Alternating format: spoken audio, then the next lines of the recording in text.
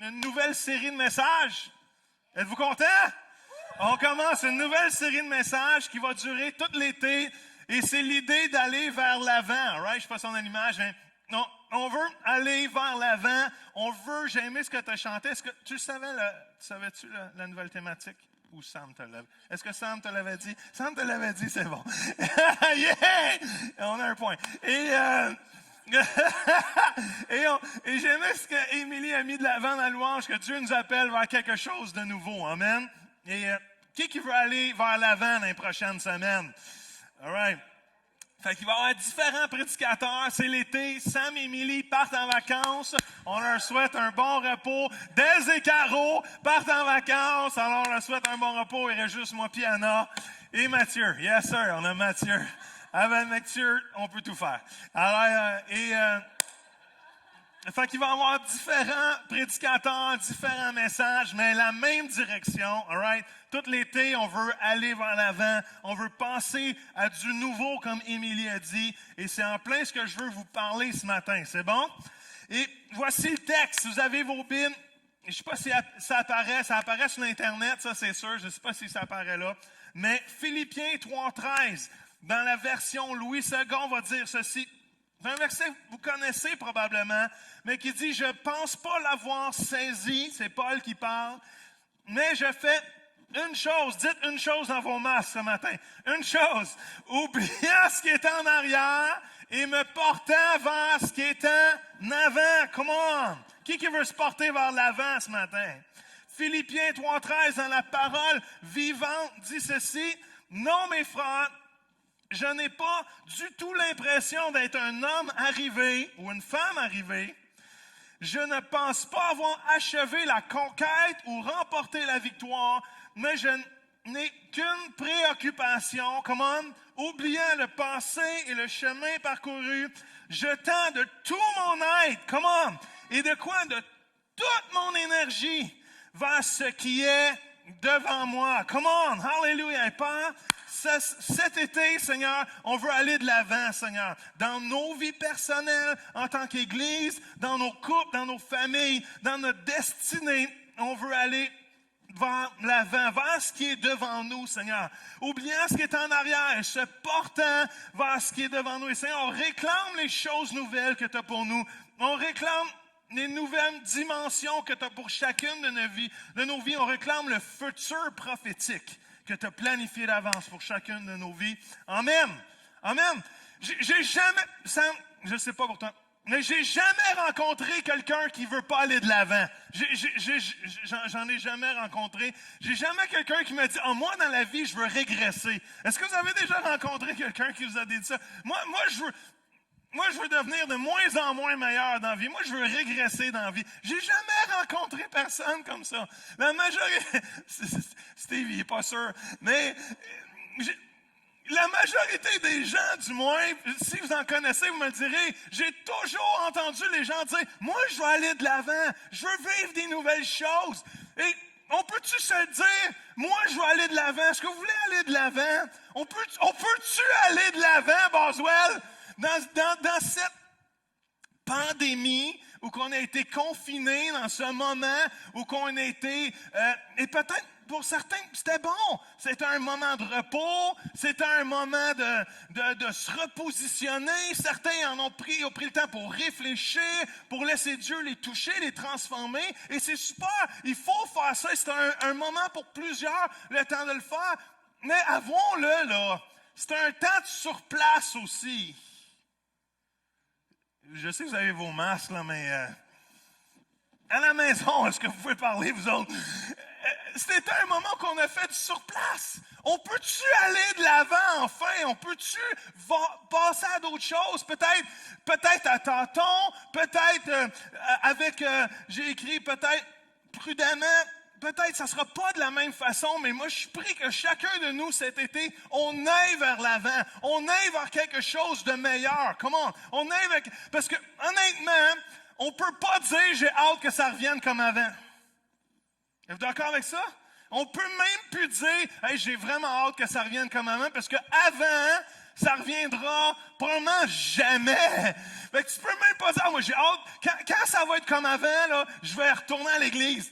Mauvaise nouvelle, les chances que ça revienne comme avant, du moins, ça risque de prendre un petit bout. Fait qu'il faut être prêt de s'adapter à quelque chose de nouveau. Comme avant, c'est fini. Comme avant, il y en a plus. Fait que comme avant, ça n'existe plus. Fait qu'on va où? On va vers l'avant. On va par en avant. On s'adapte à des nouvelles choses. Et je crois cet été, Émilie, pendant tes vacances, et le reste de l'été, ça va être un moment pour que Dieu établisse des choses nouvelles dans nos vies. Ça va être un moment pour que Dieu mette des désirs nouveaux dans chacun de nos vies. On peut-tu sortir du comme avant et établir un nouveau futur dans nos vies? Come on! Et quand le passé est détruit, on n'a pas le choix de se réajuster et définir le nouveau devant qui est devant nous. Est-ce que ça fait du sens? Des fois, on est tellement attaché au passé, on va en parler un peu tantôt. Dites à votre voisin, en silence, dans vos pensées, dites-le, je veux aller vers l'avant cet été, all right? Jeff, t'es dans ta cage, peu importe si tu postillonnerais, t'es correct. Va vers l'avant, all right? Dites-le vers l'avant. Fait qu'il y a deux choses ce matin rapidement que je veux vous parler, all right? Pendant que je bois mon eau, mon fraise.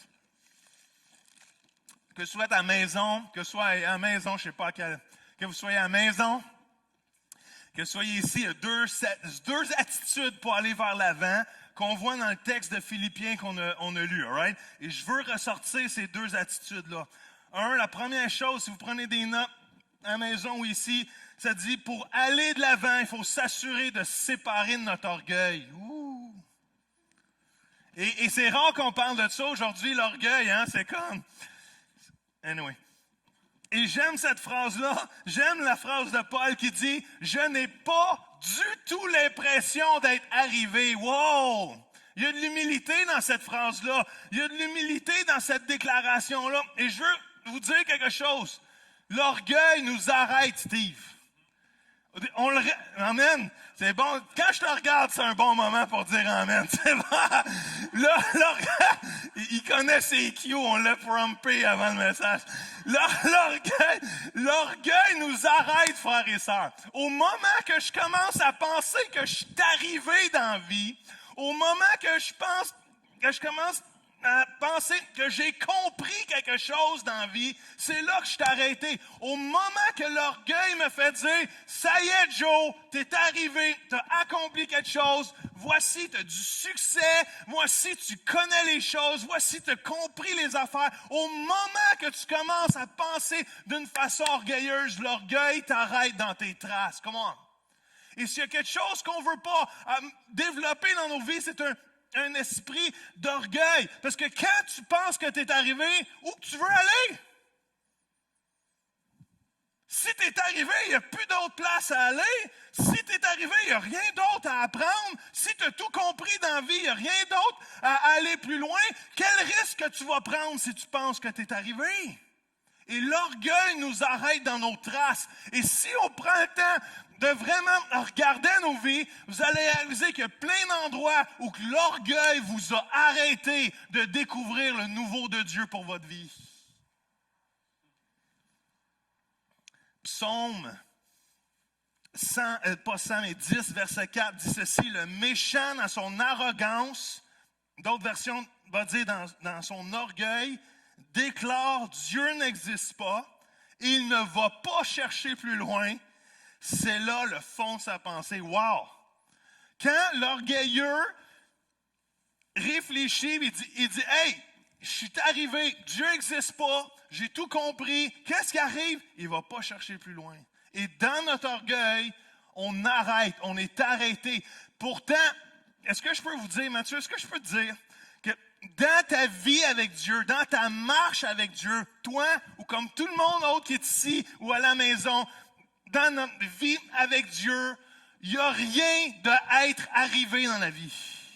Tu ne seras jamais arrivé, à part le jour que tu vas donner ton dernier souffle et que tu vas aller au ciel pour l'éternité avec lui, dans la vie ici-bas avec Dieu, tu n'es jamais arrivé. Il y a toujours de quoi de plus à apprendre. Il y a toujours de quoi en Dieu à découvrir. Il y a toujours comment une gloire nouvelle à découvrir et à rentrer dedans. Il y a toujours une destinée supérieure de gloire en gloire, en gloire, en gloire, en gloire. Fait qu'en Dieu, t'es jamais arrivé. Comment? Êtes-vous là ce matin? En Dieu, t'es jamais arrivé. Il y a toujours quoi de plus, mais l'orgueil nous arrête. Comment? C'est drôle, l'orgueil. Dans la Bible, souvent on pense que l'orgueilleux, c'est... C'est bon. L'orgueilleux, on pense que c'est quelqu'un qui se pense meilleur que les autres. All right? Et souvent, c'est la définition. Et c'est une bonne définition dans la Bible. L'orgueilleux, c'est cette personne... qui se pense supérieur. Mais laissez-moi vous dire que l'orgueil dans la Bible, c'est pas juste ça. L'orgueil biblique, c'est de vouloir faire sa volonté au lieu de faire la volonté de Dieu. Et partout dans la Bible, vous allez voir que Dieu ne trippe pas sur l'orgueil de l'humain. Et souvent, il va dire, peuple au cou, raide. Et c'est pas juste parce qu'ils ont le torticolis un matin à camper à terre, right? C'est parce qu'ils ne veulent pas se soumettre à la volonté de Dieu. Et un des aspects de l'orgueil, c'est de choisir notre volonté au lieu de choisir sa volonté. Y en a-tu dans la vie qui ont déjà choisi leur volonté au lieu de la volonté de Dieu? Juste un sondage. Sondage éclair, sondage Maison Sam, ça t'est jamais arrivé. Il n'y a aucun orgueil dans cette déclaration. Aucun orgueil. Je sens un arrêt pour Sam. Émilie, ça se pourrait que tu passes des vacances à la même place. Non!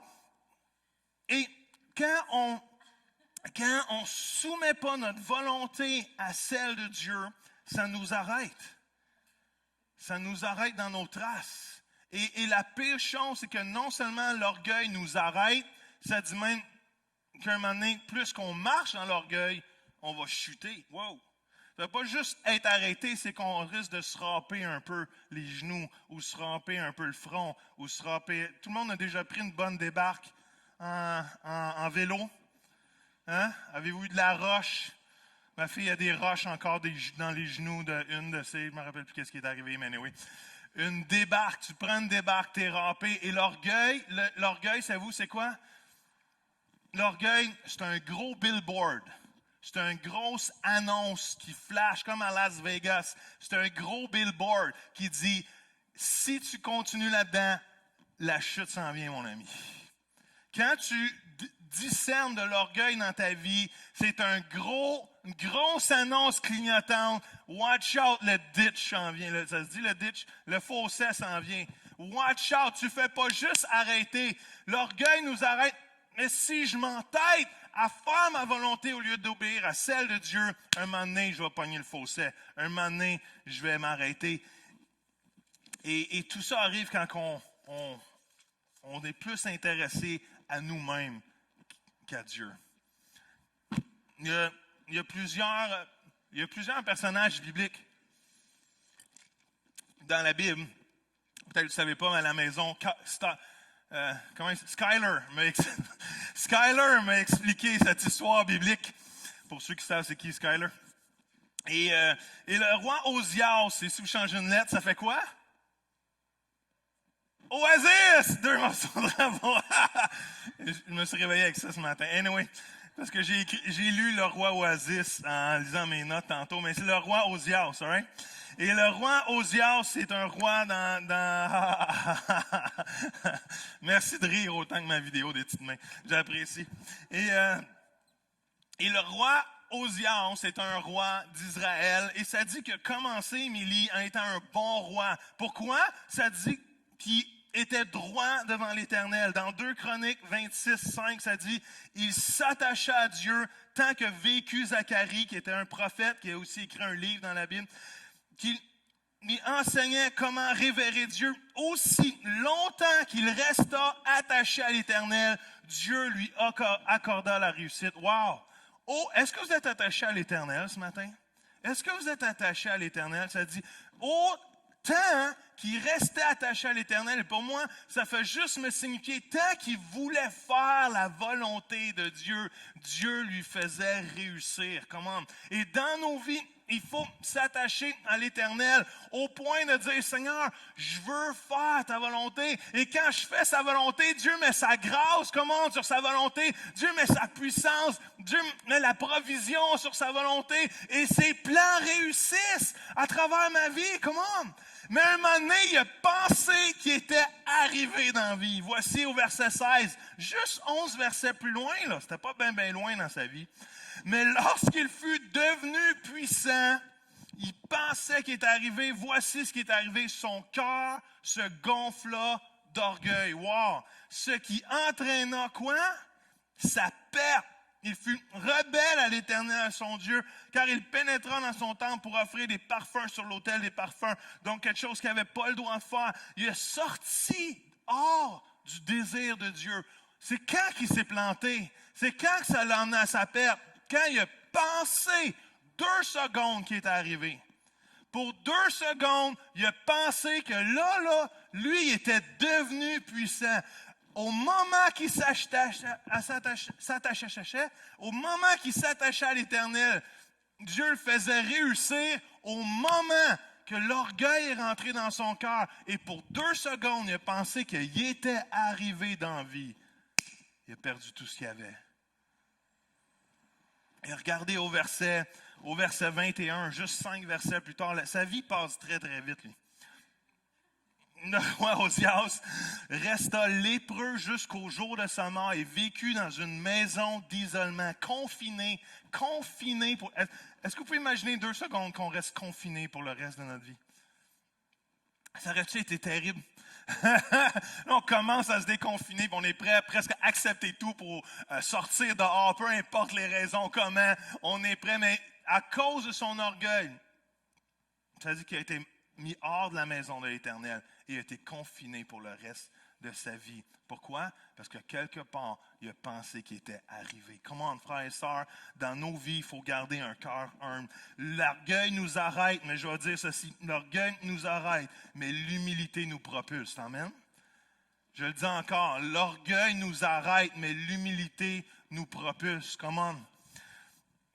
Et Paul, dans cette phrase-là, a un cœur tellement humble, je ne pense pas que je suis arrivé. Paul, pourtant, il pourrait se vanter. Paul, pourtant, pourrait dire, hey, moi, j'ai été le meilleur des apôtres. Paul va dire, moi, j'ai parti des églises comme personne n'en a parlé. Paul avait plein de raisons pour dire, moi, je suis arrivé. Moi, j'ai accompli de quoi? Moi, j'ai écrit plus de livres dans le Nouveau Testament, même s'il n'était pas encore écrit encore. Moi, all right? Il aurait pu faire un rap. Mais Paul garde humble, puis il dit, je ne suis pas arrivé encore. Comment? Et pourquoi Paul garde cette attitude-là? Parce qu'il est capable d'écrire plus tard dans Corinthiens, ma grâce te suffit. Est-ce que vous comprenez? Paul avait compris qu'au moment qu'il pense qu'il est arrivé, au moment qu'il pense que dans la vie, j'ai réussi de quoi, l'ennemi va venir dans sa vie, puis il va essayer de lui faire penser et lui faire rentrer une attitude d'orgueil et perdre ce qu'il a reçu par la grâce de Dieu, perdre la bénédiction. Parce que sans Dieu, on n'a rien, frères et sœurs. Sans Dieu, on n'est rien. Dieu nous a créés de façon extraordinaire, mais on est tout à cause de lui. Je puis tout par lui, par celui qui me fortifie. Et je dois découvrir, j'écris ceci, si tu comprends que Dieu t'a donné tout ce que tu as, tu ne seras jamais orgueilleux une autre fois dans la vie. Est-ce qu'on a compris que tout ce qu'on a, c'est à cause de Dieu? Au moment que tu te mets dans cette position d'humilité, jamais l'ennemi va pouvoir jouer dans ton cœur et te rendre une attitude d'orgueil qui va t'arrêter dans tes traces et ultimement te faire chuter et te faire tomber. Pourquoi? Parce que tu as compris l'humilité. Proverbe 18:12 va dire aussi, quand l'orgueil remplit le cœur de l'homme, sa ruine est proche. Avant d'être honoré, il faut savoir être humble. Dieu veut nous emmener de l'avant. Dieu veut nous emmener vers l'avant, mais il faut apprendre à avoir ce cœur humble-là. Il faut apprendre à marcher humblement devant Dieu. 1 Pierre 5-6 va dire ceci, c'est un verset très connu, qui dit « Dieu s'oppose quoi? » Dieu s'oppose. Est-ce qu'il y en a qui veulent avoir Dieu qui s'oppose à eux? Une personne, est-ce qu'il y en a qui veulent que Dieu s'oppose à eux? Wow! Est-ce que vous réalisez que Dieu s'oppose aux orgueilleux? C'est quelque chose. C'est quelque chose. C'est pas n'importe quoi, Sam. Dieu s'oppose. Dieu met en action de l'opposition à l'orgueilleux. Wow!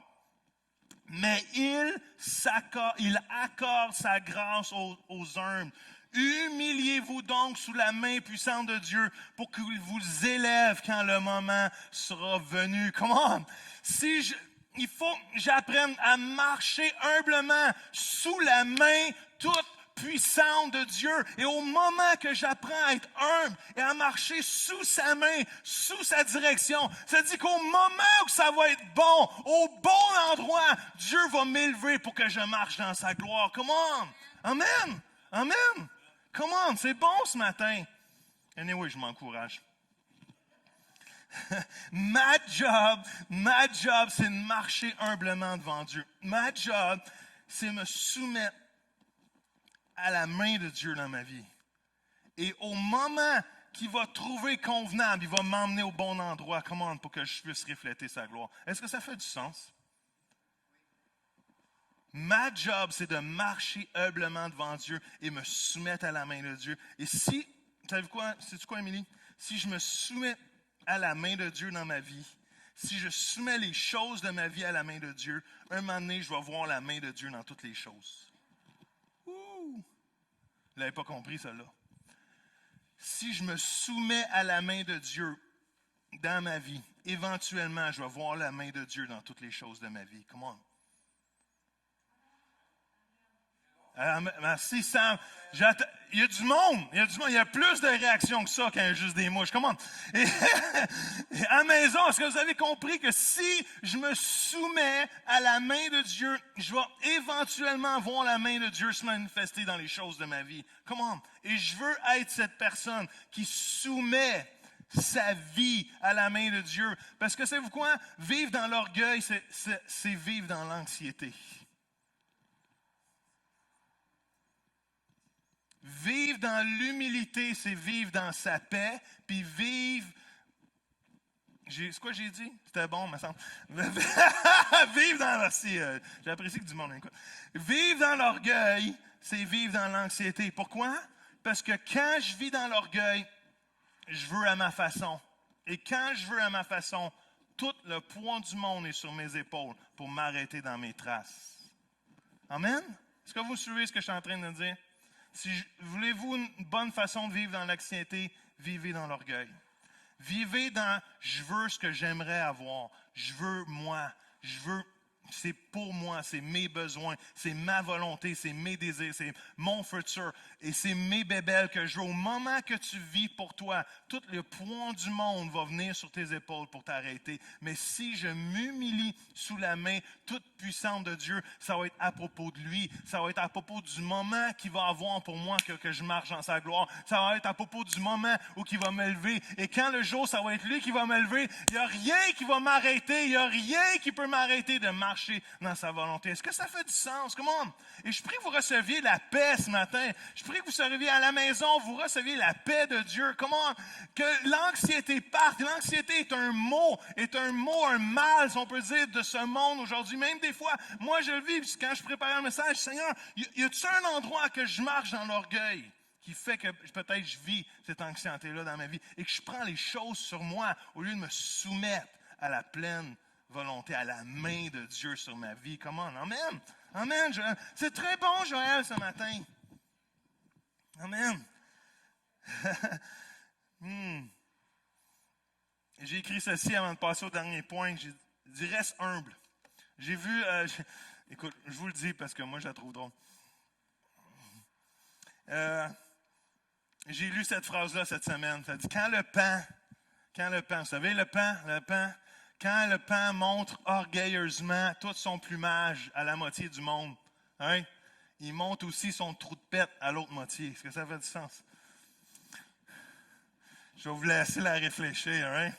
Ceux à la maison, je pense que vous avez compris une fois, vous autres. Quand le paon monte orgueilleusement, c'est au beau plumage, tu sais, on pense que c'est le mieux habillé. Il monte aussi son trou de pète au reste du monde. Est-ce que ça fait du sens, ça se dit? Dans le sens que quand tu montes ton orgueil, tu dévoiles en même temps tes points les plus faibles. Et des fois, ça ne sent pas toujours bon. Hein? Deuxième chose, pour aller de l'avant, il faut se séparer de quoi, Sam? Et séparer de notre orgueil! Et deuxième chose ce matin, pour aller de l'avant, il faut s'assurer de se séparer de notre passé, all right? Oubliant quoi? Oubliant ce qui est en arrière. L'autre texte va dire, oubliant le passé. Et dans les dernières semaines, on a parlé de déconfiner le Saint-Esprit. J'ai fait un message sur l'idée que le Saint-Esprit va toujours nous diriger à certains endroits comme une boussole. Peu importe qui nous sommes, le Saint-Esprit nous guide d'une façon personnelle, mais il y a des endroits que le Saint-Esprit nous guide tous au même endroit. Peut-être pas de la même façon, mais la résultante va être la même chose. Et une des choses que le Saint-Esprit nous guide toutes, c'est d'oublier ce qui est en arrière. Oublier le passé. Et quand je dis ça, je ne parle pas des souvenirs, je ne parle pas du bon temps en vacances qu'on a eu à Myrtle Beach, comprends? Je parle des échecs, je parle du péché, je parle de l'offense, je parle des blessures qui nous arrêtent d'avancer. Moi, quand je rêve à ma super game de golf en Floride, ça ne m'empêche pas d'avancer. Mais quand je réfléchis, par exemple, à mes erreurs, quand je vis dans le passé de mes fautes, quand je vis dans le passé de mes péchés, dans le passé ou des offenses que les gens ont pu faire envers moi, ça m'arrête dans mes traces.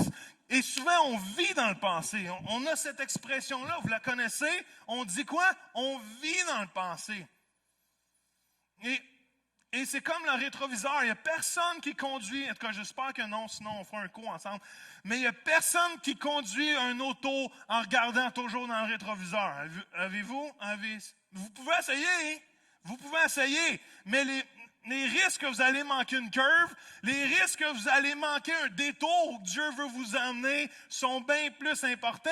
Parce qu'on n'est pas appelé à vivre en regardant, en conduisant vers l'avant avec les yeux dans le rétroviseur.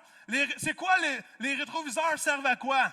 Les rétroviseurs servent à prendre des repères, des dangers qui sont autour de nous, mais jamais on conduit avec les deux yeux dans le rétroviseur. Un moment donné, tu vas te planter. Un moment donné, tu vas t'arrêter, c'est sûr. Un moment donné, tu vas rentrer dans quelque chose que tu n'as pas vu. On n'est pas appelé à marcher avec les yeux dans le passé. On est appelé à marcher les yeux vers l'avant, mais trop souvent, on a les yeux fixés sur ce qui est en arrière, au lieu de faire une chose, oubliant ce qui est en arrière et se portant vers l'avant. Est-ce que ça fait du sens?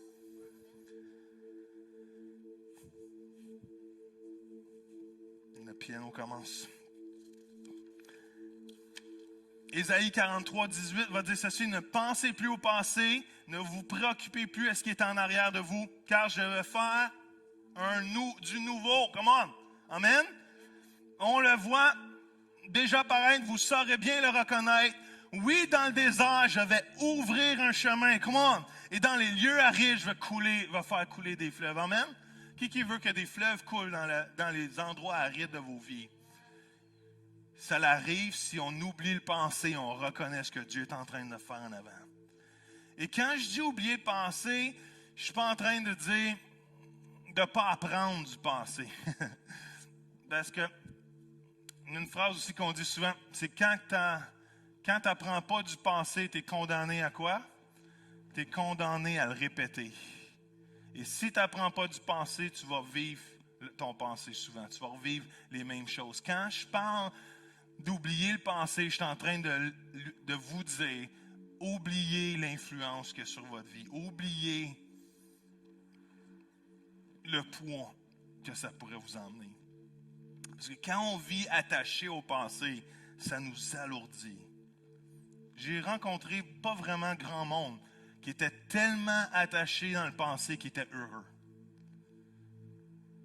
Le plus qu'on vit avec les yeux dans le rétroviseur, la joie nous quitte, la pesanteur, Et souvent, même la dépression vient qu'on n'est pas capable d'oublier le passé, de se pardonner d'un événement dans le passé. Pourquoi? Parce qu'on vit toujours ces choses-là. Et de porter notre passé, c'est lourd.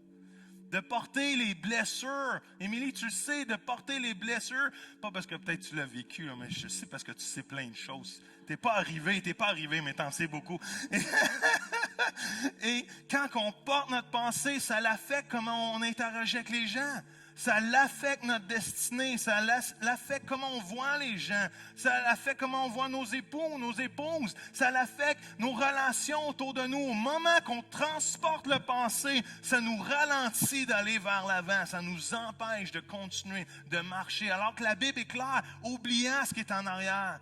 Je ne suis pas en train de vous dire de faire une petite opération ici puis plus d'y penser, c'est impossible. Je me rappelle de mes fautes, mais je ne les laisse pas m'affecter dans le aujourd'hui. Est-ce que ça fait du sens? Je deal avec au moment que je les vis. Je deal avec au moment que je vis certaines expériences. Et ensuite, je suis capable de me détacher de ce passé-là et continuer d'aller vers l'avant. Est-ce que ça fait du sens ce matin? J'ai écrit ceci, j'ai écrit le pensée nous arrête, mais le pardon nous propulse. Puis je finis avec ça ce matin. La première chose qu'on a dit, c'est que l'orgueil nous arrête, mais que l'humilité nous propulse. Amen. Je prie qu'on ait un cœur humble. Je prie qu'on marche humblement, qu'on soit capable de dire, Seigneur, je m'humilie sous ta main toute puissante. Comment? Et au moment convenable, you will do it. Au moment. Et savez-vous quoi? Plus que je m'humilie devant Dieu, plus que les moments convenables vont arriver souvent. Plus que je m'humilie devant Dieu, plus que les moments convenables où il va m'élever, ou qu'il va m'utiliser pour sa gloire vont se présenter. Et deuxième chose ce matin, c'est le pensée m'arrête, mais le pardon me propulse. Il faut arriver à cet endroit où savez-vous, qu'est-ce qui nous détache du pensée, c'est le pardon. Ça peut être de pardonner à quelqu'un, ou ça peut être, c'est pas la partie facile, parce que des fois, pardonner, c'est très difficile. Mais savez-vous qu'une autre partie du pardon, c'est demander pardon aussi. On aimerait que les gens nous demandent toujours pardon, mais demander pardon, c'est une autre affaire. Mais vous remarquez que quand on demande pardon, les choses avancent, les relations avancent. Quand c'était arrêté quelque part parce qu'il y a eu de la blessure, au moment où on demande pardon, cette relation-là, elle reprend. Cette chose-là continue d'avancer. Et le manque de pardon nous arrête dans nos traces. Il faut apprendre à pardonner. Il faut apprendre à demander pardon. Être propulsé vers l'avant, être propulsé dans une nouvelle dimension. J'ai écrit ceci, j'ai dit, tu ne peux pas commencer le prochain chapitre de ta vie si tu relis toujours le dernier. Je vais vous le répéter parce que ça semblait bon, mais ça a fait... Tu ne peux pas vivre le prochain chapitre de ta vie si tu relis toujours celui d'avant. Est-ce que ça fait du sens? Et Seigneur, il y a un prochain chapitre pour chacune de vos vies. Cet été, on prie d'aller vers l'avant. Il y a un prochain chapitre. Même si on dirait il y a beaucoup de stagnation. On ne sait pas si on peut ouvrir l'église, on ne sait pas si on doit la fermer, on ne sait pas si on peut chanter, on ne sait pas si on doit porter. Il y a plein de choses de côté. On dirait que la vie va de côté. Je patine de côté. Patiner de côté, c'est jamais compter grand but. Right? Mais je crois que dans le monde spirituel, même si présentement on dirait que la vie va de côté à bien des niveaux, Dieu ne nous empêche jamais d'aller vers l'avant. Et Dieu a quelque chose devant nous. Dieu a quelque chose pour chacun d'entre vous. Que vous soyez ici ou que vous soyez à la maison, dans votre salon, ou des fois il y en a qui vous écoutent dans votre auto. Regardez pas l'écran et le rétroviseur pendant que vous conduisez dans l'auto. Mais laissez-vous transformer par le pardon de Dieu. Parce que quand on ne pardonne pas, on s'attache aux pensées, on s'attache aux offenses du passé, on s'attache aux blessures du passé et on le porte dans le présent. Et à un moment donné, le présent vient tellement lourd qu'on arrête d'aller de l'avant. On arrête d'aller vers l'avant. Comment? Est-ce que vous pouvez vous lever debout? Ça fait longtemps que je n'ai pas demandé ça à du monde. Si vous êtes à la maison aussi, vous pouvez vous lever debout. Merci d'être là. On est une église hybride présentement, avec du monde à la maison. On veut prendre soin, vous dire qu'on vous aime. Et des gens ici aussi qu'on est tellement bénis de vous avoir avec nous ce matin. Et je veux vraiment croire que Dieu fait quelque chose de frais et de nouveau. Alléluia, Jésus. Et qu'on va vers l'avant. Alléluia. Qu'on va vers l'avant ce matin. Alléluia. Alléluia. J'ai juste prié pour vous quelques instants. Alléluia. Savez-vous quoi? Ce qui nous empêche de donner complètement notre vie à Dieu, que vous soyez ici ou à la maison, peut-être vous écoutez par Facebook Live ou YouTube, savez-vous, c'est l'orgueil humain. Ce qui nous empêche de donner notre vie à Dieu, et tout à travers les Écritures, même Jésus va adresser l'orgueil humain qui nous empêche de tout donner à lui, de tout remettre dans ses mains et surtout notre vie et de réaliser, l'orgueilleux, comme on a dit, l'orgueilleux dit que Dieu n'existe pas. Mais savez-vous quoi? Dieu existe. Dieu est vrai. Au moment que tu humilies ta vie, au moment que tu viens en accord dans tes pensées et dans ton cœur de dire, Dieu, tu es vivant, tu es réel. Je crois dans ton Fils Jésus qui est mort à la croix pour mes péchés. Et savez-vous quoi ce que Jésus fait dans la Bible? Ça dit qu'il nous sépare de notre passé. Comment? Qu'il nous sépare de nos péchés comme l'Est est éloigné de l'Ouest. Comment? Et c'est ce que Dieu fait.